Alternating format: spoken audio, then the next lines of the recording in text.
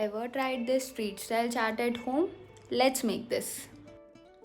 सबसे पहले हम ओवरनाइट सोक किए हुए बटाने ले लेंगे। अब उन्हें प्रेशर कुक में डालेंगे हल्दी, नमक, गरम मसाला, रेड चिली पाउडर और प्रेशर कुक कर लेंगे 5 से 6 सीटी आने तक। अब उसमें डालेंगे हम बॉइल्ड पोटैटोज़ और थोड़ा सा पानी और अच्छे से सब मिक्स करके हम और एक विज़ल आने तक पका लेंगे ताकि सब कुछ सॉफ्ट और टेस्टी बन जाए। ये रगड़ा चाट हम पानी पूरी, आलू टिक्की चाट और हम ऐसे भी सिंपल खा सकते हैं। इसको हम सर्व करेंगे अनियंस, टमाटो, सेव, कॉर्न और चाट मसाले के साथ। वीडियो अच्छा लगा तो सब्सक्राइब करना ना भूलें।